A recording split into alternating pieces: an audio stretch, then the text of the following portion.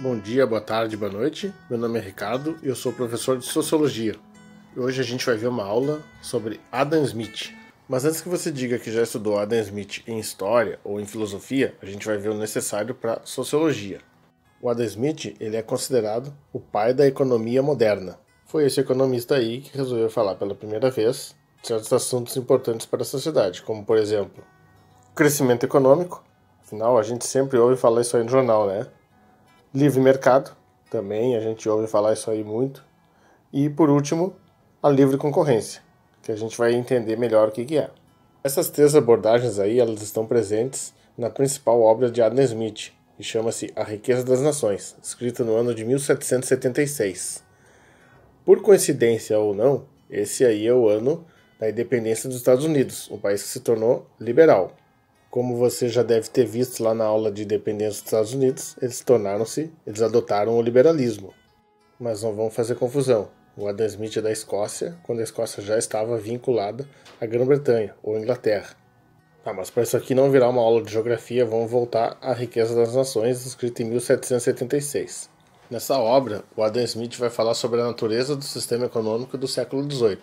Ele vai exaltar o interesse privado dos indivíduos, e ele vai dizer que esse interesse ele pode ser considerado um bem comum para a sociedade. O Adam Smith tem uma teoria chamada mão invisível. Ele afirma que uma mão invisível regula o mercado.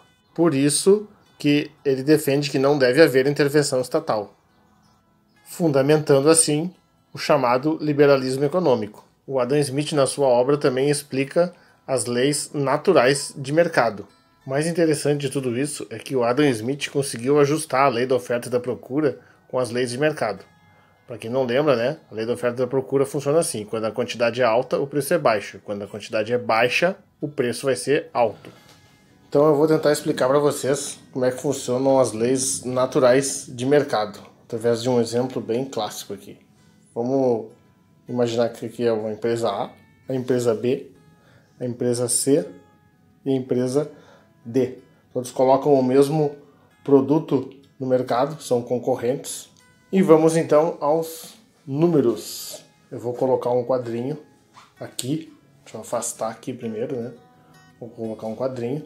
E a gente vai imaginar números ou de funcionários ou números de clientes, tá?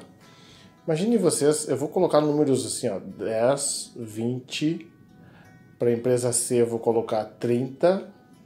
E aqui eu vou colocar 40, que somando dá 100, se por acaso futuramente a gente precisar fazer conta e fica um número redondo bom para calcular. Mas imaginem vocês que a empresa C, escolhi a C, vai à falência, ela sai do mercado. O que vai acontecer, segundo Adam Smith, com os funcionários e com os clientes? Bom, 30 funcionários, digamos que 10 cai aqui, 10 aqui e 10 aqui. Mas isso não é automaticamente, é à medida que as outras empresas absorverem os clientes da empresa C. Tá? A empresa C ela não existe mais. Quem comprava um produto dela vai ter que recorrer ao produto da empresa A, B ou D. Então, automaticamente, essas três empresas aqui vão absorver, segundo a necessidade, de acordo com a necessidade, né, os funcionários da empresa C que saiu do mercado. Isso tudo segundo esse cara aqui, ó, o Adam Smith. Tem muita gente que quer saber, num outro vídeo que eu usei, de onde é que eu tirei essas caixinhas.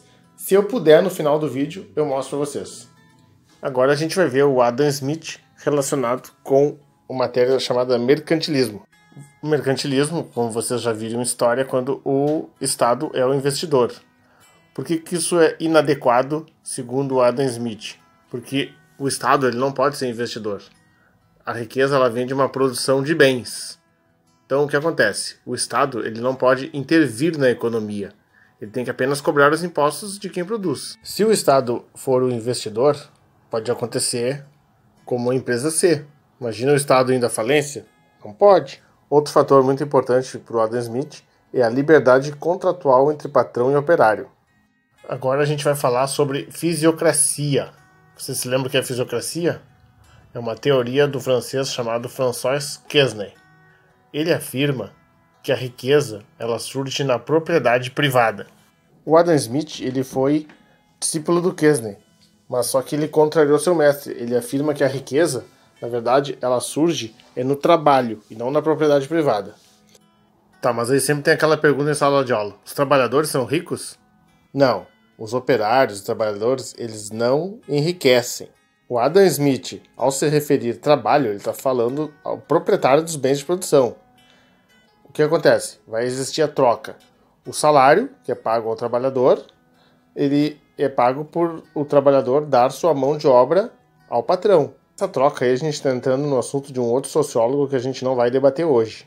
Bom, eu tinha falado para vocês que não era aula de geografia, mas a gente vai ver uma influência geográfica no pensamento de Adam Smith. Ele foi para a França, foi discípulo do François Quesnay, lá na França, só que ele contrariou o Quesnay, porque a Inglaterra ela vivia um outro momento, ela estava acontecendo a Revolução Industrial, né? Inclusive ele era amigo pessoal do cara que inventou a máquina a vapor, que era chamado de James Watt. Portanto, a sociedade inglesa ela influenciou totalmente o pensamento liberal de Adam Smith, resultando assim na sua célebre obra A Riqueza das Nações, publicado em 1776. Então, essa aí foi a nossa aulinha sobre o Adam Smith.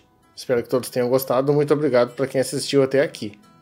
E como eu prometi, tá aí como é que eu fiz a caixinha para vocês.